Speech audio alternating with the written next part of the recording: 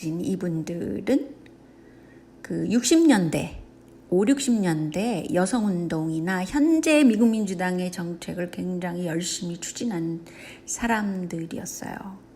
그리고 동시에 미국에는 큰 문제가 흑백 문제가 있었잖아요. 그래서 흑인들의 인권을 위해서 법과 제도를 바꾸자 이런 쪽으로 많이 움직인 거예요. 근데 이 점에 대해서는 한국과 달라요. 한국은 이민국이 아니기 때문에 흑인들이 노예로 들어온 역사가 없잖아요. 뭐 노예로 다른 나라 사람들을 끌어온 역사가 한국에는 없단 말이죠. 이민국도 아니고. 이 점에서 굉장히 많은 큰 차이를 갖고 있다는 거죠. 그리고 이 부부 중에 그 남편분들이 굉장히 돌아가신 후에도 군인 묘지에 묻힌 분이에요. 그만큼 강렬하게 군대를 밀어주는 그런 분이란 말이죠. 사장이. 그런데 말이죠. 지금 하태경으로 돌아와가지고요. 미국 민주당이 추진한 정책을 밀고 있는 게 하태경이기도 해요. 왜냐하면 유시민 키드라 그러면서 하태경이 주장이기 때문에. 그렇지 않겠어요? 근데 여기서 잠깐만 이해해야 할 점이 있어요. 그건 뭐냐면 문화 오리엔탈리즘이라는 게 있어요. 그러니까 서구의 시각으로 아시아를 보는 관점입니다. 그러니까 자기 문화를 비하하는 거죠. 우리가 가진 문화는 별로 좋은 게 아니야. 이런 쪽이고 서구의 사상을 따르려는 그것을 가지고 오리엔탈리즘이라고 그러기도 해요. 근데 한국의 페미니스트들 중에는 지금 해외여행들을 많이 시켜서 그런지 이거는 유시민의 작품이기도 합니다. 해외여행을 많이 시켜서 비행기도 많이 태워야지, 비행기 항공사의 주가도 오르고 또 문화적으로 세계화를 빨리 시킬 수 있는 방법이기도 했기 때문에 아마 그랬다고 저는 생각하고 있습니다. 그래서 한국 페미들의 역할이라는 게 문화를 바꾸는데 굉장히 큰 역할을 했어요. 사실은 한국에서. 근데 지금에 와서는 바로 긴즈버그 부부의 슬로건이던 여성들이야 군대 가시오 라는 말을 유시민 후계자인 하태경이 한다는 거예요. 너무 놀랍지 않아요? 근데 긴즈버그 그 부부들은 맨 처음에는 5, 60년대에는 빅브라더 정부가 있을 경우에 굉장히 개인의 힘이 약화되고 문제다라고 그런 게 굉장히 많이 일어났었거든요. 학자들 사이에서. 그래서 본인 스스로들도 빅브라더의 문제가 굉장히 커 이렇게 생각을 했다는 거예요. 그런데 지금 현재 시각에 와서는 빅브라더로 만드는 게 미국 민주당 정책이다 라고 해도 과언이 아닌 것이죠. 그래서 이 점을 한국의 적어도 문화학자라든가 경제학자라든가 한국을 염려하는 사람들이 학자가 아니더라도 많잖아요. 그런 분들은 한 번쯤 생각을 이 부분에 대해서 해야 된다는 거죠. 근데 여기서 두 가지가 있어요. 미국은 이민국이라는 점이 한국과 차이점이에요. 한국은 이민국은 아니라는 거죠. 그래서 인종의 분파로 겪는 각종 사회적인 비용을 드릴 필요가 없는 게 한국 사회였어요. 동질성이 있기 때문에. 그래서 일본 같은 경우에는 우익 정권이 70년간 계속되고 세계화를 시켜야 된다라는 문화적으로 그런 개념이 없는 나라가 일본이에요. 그래서 문화 강국으로서 자기 문화를 보호한다는 거는 관광 자원이 될 수 있는 거예요. 이 점을 많은 분들이 한국에서 모르는데요. 굉장히 중요한 거니까 한번 생각해 보세요. 그래서 미국은 이민국이라는 거. 두 번째로 그러니까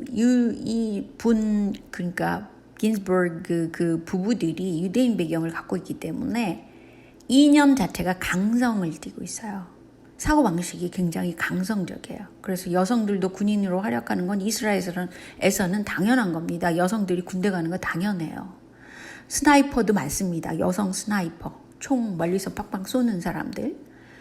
그래서 이런 차이점이 있다는 거죠. 우리가 이런 차이점을 굳이 바꿔가지고 뭐 어떻게 여성 군대 가기도 해야 돼. 그래야지 진정한 페미니스트야. 뭐 이렇게 얘기를 해야 되는가 마는가. 이런 거를 논의해야 될 때에 총선이 있어서 아무도 그런 거에 대해서 논의를 하지 않죠. 그리고 이제 노무현 이후 민주당 집권이죠. 이것도 파병을 찬성을 했는데 물론 이거는 박정희 때도 보수계지만 워낙 해외 의존도가 강한 그런 정권이었기 때문에 또 베트남에 파병을 해서 그 파병 비용을 자기네가 정치적 비자금으로 썼는지 이게 또 문제잖아요. 박정희 때는. 그래서 파병을 한다면 거기에 소득이 파병시킨 정부로 떨어지게 돼 있거든요. 뭐 이런 것 같아요. 박정희 때 보니까. 그렇게 되면 그것을 정부가 가졌을 거냐, 파병 당사자인 군인이 가질 거냐, 뭐 이런 문제가 또 나온다는 거죠. 그런데 여성주의자들이 그냥 한국에서 페미니스트, 여성주의자 뭐 그런 사람들이요. 굉장히 문화적으로 왜곡될 수 있는 낭만주의자예요. 제가 볼 때는 낭만주의자예요. 여성들을 보호해주는 게 좋잖아. 나를 위해서 좋잖아. 이기적으로 생각한다든지 또는 한국의 문제는 여성들의 힘이 약하기 때문이야. 이렇게 단정을 해버린다거나 그러니까 다각적인 시각을 갖지 않고 그냥 페미니스트는 좋은 거야. 그거 반대하면 나빠. 이렇게들 생각해 버린다는 거죠. 근데 이게 엄청난 문제입니다. 왜냐하면 어떤 한 가지의 이슈가 나타났을 때 그것이 나타난 배경 또 그 이슈가 줄 수 있는 결과물까지 같이 동시에 생각해 줘야 된다는 거죠. 이거는 제가 보는 관점입니다. 저는 그런 식으로 보고 있어요. 어떤 이슈가 나타났을 때 그것이 왜 나타났을까? 어떤 결과를 낼까? 이런 거를 걱정하면서 보는 사람입니다. 거의 모든 이슈에 대해서 그러면 좋겠지만 제가 시간도 넉넉지 않기 때문에 오늘은 하태경이 주장하고 유시민이 배경인 여성들도 군대 가야 된다 라는 거에 대해서 그 배경과 또 앞으로 어떤 문제가 일어날까 그런 것까지 생각해 보는 시간을 가진 거예요. 근데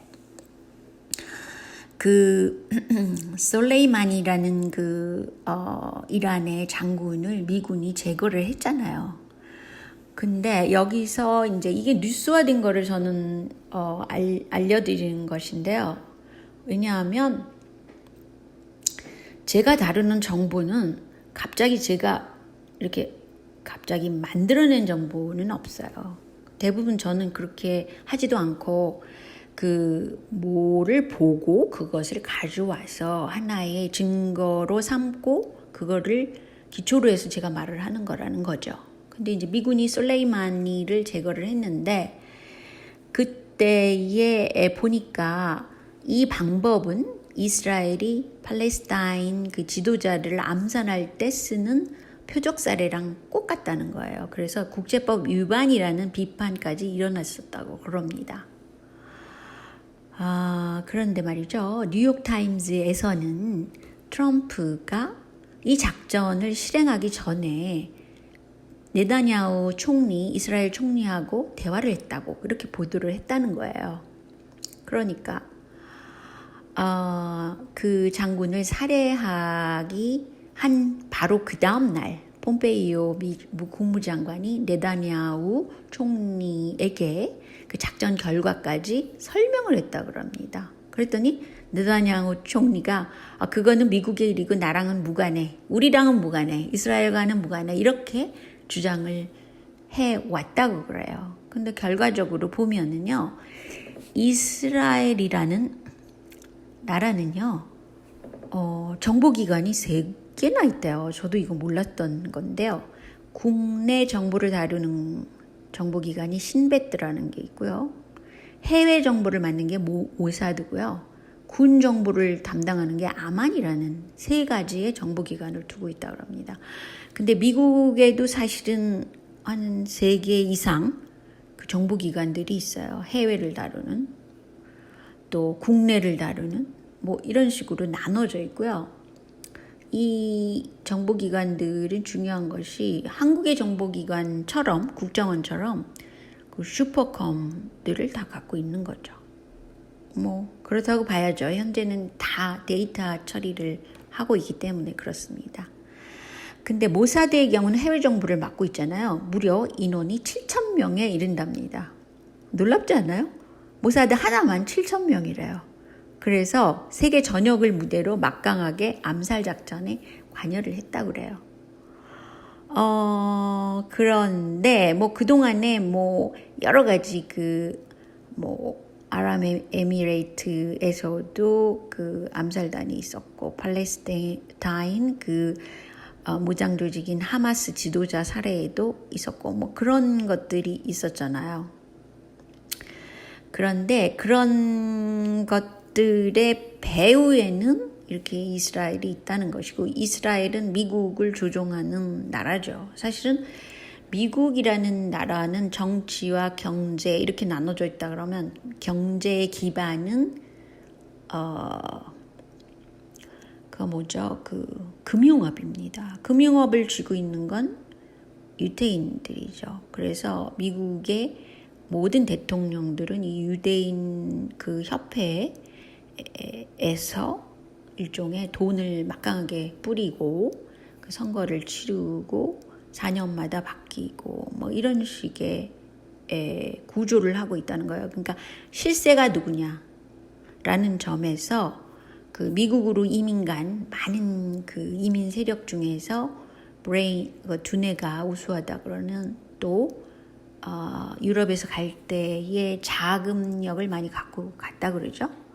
그래서 현재 실세는 이스라엘이라는 거예요. 그렇다고 해서 우리나라가 비록 그 미국의 영향을 많이 받고 있죠. 또 일본의 영향을 받고 있고, 근본적으로는 또 이스라엘의 영향을 받고 있지만, 문화적으로 굉장히 많이 차이가 있는 나라라는 거죠. 첫째로는 이민국이 아니고, 둘째로는 그 전쟁이나 뭐 이런 갈등 구조를 별로 좋아하지 않는다는 거예요. 그래서 지정학적 위치로 볼 때는 한반도는 너무너무 중요합니다. 이거는 슈퍼파워들이 볼 때는 이거는 그냥 황금알이라고 볼 수 있죠. 그런데 그리고 산업적으로는 기술의 발달, 두뇌가 우수하기 때문에 기술의 발달이 계속되고 있지만, 금융업이 쪽에서 보면은 아마 일본이 그렇게 하는 것 같은데, 한국의 금융업이 실질적으로 정상화되게끔 뭐 주식 투자 시장이라든가 금융업 자체라든가 에는 또 너무 외자본이 많이 들어가 있잖아요. 한국의 금융업은. 그리고 법과 제도가 이 금융업, 그러니까 외국 투자자들을 보호하는 쪽으로 벌써 이미 만들어졌죠. 노무현 이후에 그 FDA를 하면서 그렇게 만들어졌잖아요. 그래서 이 한국의 문제는 이렇게 외부의 금융 실세들이 조종하는 그런 나라가 돼버리고 있다는 거예요. 그러니까 전반적인 산업 구조가 막 바뀌는 것이고, 이것이 어떤 문제가 있냐면, 산업 구조가 바뀐다는 건 한국 내에 살고 있는 그 다수의 사람들의 삶이 점점 악화된다는 거예요. 그래서 뭐 중산층이 쪼그라들고 자살률이 늘어나고 뭐 산업구조가 엉망이고 이렇게 되는 거예요. 대자본을 투자한 그 대기업들만 몇 개 성공을 하는 그런 구조를 하고 있고, 그러니까 한국에서 지금 뭐 청년 수당을 올려야 된다라는 건 정당 여하를 막론하고 거의 같은 정책을 가지고 있는 것 같아요. 그렇지만 이제 누가 먼저 얘기를 했냐의 차이죠.